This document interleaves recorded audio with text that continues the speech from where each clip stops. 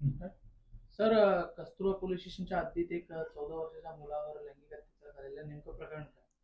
24 तारखेला शनिवारी एक महिला राजेंद्रनगर परिसरात राहणारी एक महिला ही आपल्या पती व मुलासह पोलीस स्टेशनला आली व त्यांनी तक्रार केली की त्यांच्या परिसरात राहणारा एका इस्माने त्यांच्या 14 वर्षाच्या लहान मुलावरती की जो 60% गतिमंद आहे त्याच्यावरती लैंगिक अत्याचार केलेत अशी त्यांनी तक्रार सांगितली. त्यानंतर सदरची तक्रार स्टेशन हाऊसला प्राप्त झाल्यानंतर तात्काळ आम्ही त्या महिलेला आधार देऊन धीर देऊन तिला विश्वास दिला आणि तात्काळ आमचा गुन्हे प्रकरण पथक तसेच आमचे इतर महिला पथक हे परिसरात पाठवून त्या इस्माने असं जे लैंगिक कृत्य केलं होतं त्याचं त्याने आम्हाला नाव सांगितलं होतं, त्या परिसरात राहतो हे सांगितलं होतं. तात्काळ आम्ही तिथे आमचे दोन्ही पथक पाठवून त्या इस्माचा शोध घेतला. त्यावेळेला आमचा जेव्हा पथक गेला होता तेव्हा तो इसम दरवाजा लॉक करून निघून गेला होता.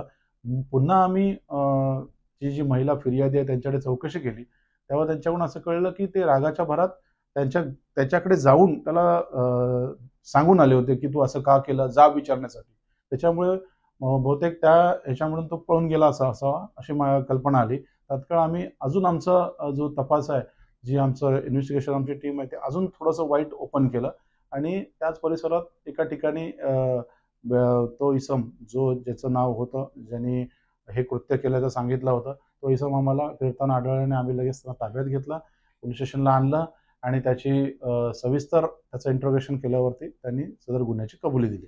आरोपीचा बॅकग्राऊंड काय आहे, त्याच्या पार्श्वभूमी काय? आरोपी हा एक साधारण 52 ते 53 वर्ष वयाचा एकटाच राहतो घरी. सुनील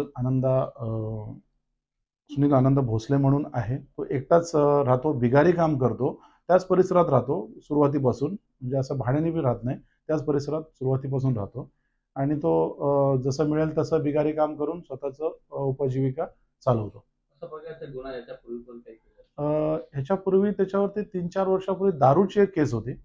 बाकी त्यानंतर त्याचा कुठचाही गुन्ह्याचा अभिलेख नाही, इतर काही त्यांनी गुन्हे केल्याचं काही रेकॉर्ड नाही. सर, त्या मुलावर त्याची आधीपासून काय नजर वगैरे होती की त्याच्यासोबत कसं राहायचं, तो वागणूक? त्याच्याकडे त्या मुलाशीही आम्ही तो बेसिकली मुलगा गतिमंद असल्यामुळे आम्हाला थोडं त्याच्याशी कम्युनिकेशन करायला अडचण येत होत्या. तरी पण त्याच्याशी त्याच्या आई बाबांसोबत गोड गोड बोलून विश्वासात घेऊन त्याच्याशी विचारणा केल्यावर असं समजलं की त्या मुलाशी त्यांनी 5-6 दिवसापूर्वीही असं कृत्य केलं होतं आणि असं कृत्य त्याने 2दा केलं होतं. त्याच्यामुळे आणि तीच गोष्ट आम्ही तपासामध्ये आरोपीकडून पण माहिती करून घेतली. तर ह्याच्यामध्ये ते आरोपीने ह्या मुलासोबत 2दा असं कृत्य केलं होतं आणि हे दोघंही म्हणजे आरोपीला माहिती आहे की तो मुलगा गतिमंद आहे, कारण तो त्या परिसरातला आहे आणि तोही लहानपणापासून तिथे राहतो. त्यामुळे दोघं एकमेकाला ओळखत होते.